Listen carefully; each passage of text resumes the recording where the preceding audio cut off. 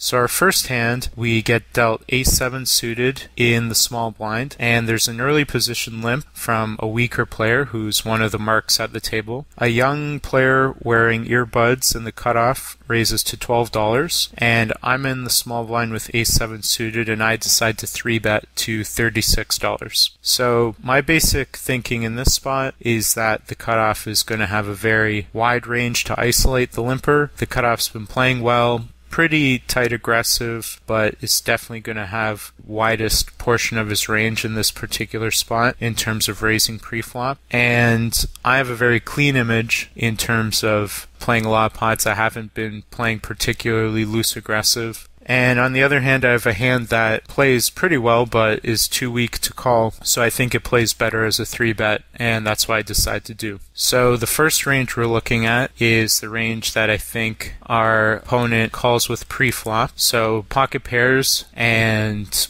broadways for the most part with some suited connectors. I think that he would 4-bet kings and aces and maybe ace-king suited. I'm not so sure that he would always 4-bet ace-king, so to sort of sort out the times that I think he would flat ace-king versus 4-bet, I've included ace-king off in his flatting range and ace-king suited in his 4-betting range. So that's sort of my feel for how often he would flat the raise versus 4-bet with a holding like ace-king. And I think that he perceives me as tight enough so far in the session. I've probably played 3 orbits and not played very many hands, that he'd be pretty reticent to 4-bet with a hand like queens, certainly jacks or ace-queen. So I think I get a lot of folds in this spot, and then he probably calls with a mix of middle pairs and playable Broadway hands. So the flop comes down king 7-6 with a diamond flush draw, and we have spades, and I decided to continuation bet for 45. Pot at this point is about 75 after rake, and I think that this bet is going to get him to fold all his better air ace high hands, so ace queen type hands, and then he's going to fold jack 10 of hearts, hands like that, suited aces that don't connect with the board, so ace 10 of hearts, and then he'll probably fold some connectors like 10-9 suited, and I think he's going to call with all his pairs between sixes and kings and all his top pairs as well as flush draws.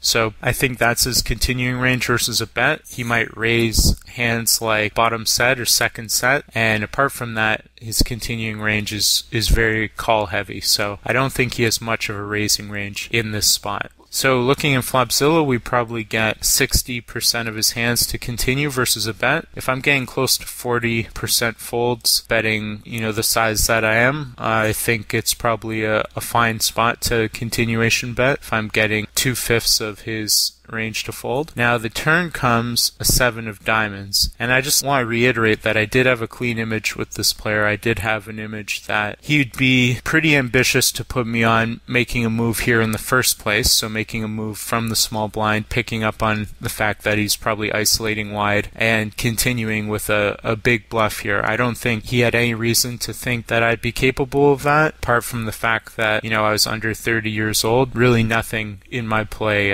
would lead him to believe that. So we get the 7 of diamonds. I think it's important here to recognize that we don't have very much showdown value on this card. Certainly we pick up a pair, and that might bail us out in some situations in terms of having an extra 2 outs or so. By and large, it's not a huge improvement to our hand's real equity. What it might be an improvement to is our hand's fold equity. And in the moment, at the time, I thought the combination of my image, this being a very good scare card, really what I'm trying to fold out here is pocket queens through pocket eights and maybe a king jack type hand every so often. So that's my real objective with this play. I think that those hands are just going to have a very tough time calling. I don't really expect to fold king queen, and certainly I don't expect to fold an ace king type hand. So we put 90 in on the turn into a pot of about 75, so there's about 165 in the pot on the turn, and I decided to move all in for what was effectively the pot. We didn't start with a full 100 big blind effective stacks. I moved all in, and the villain tanked. Now, if we look at the hands that villain can call my shove with immediately, I think flushes are definitely going to be easy calls for him. So we certainly have all flushes. We don't think he's going to fold top pair too much.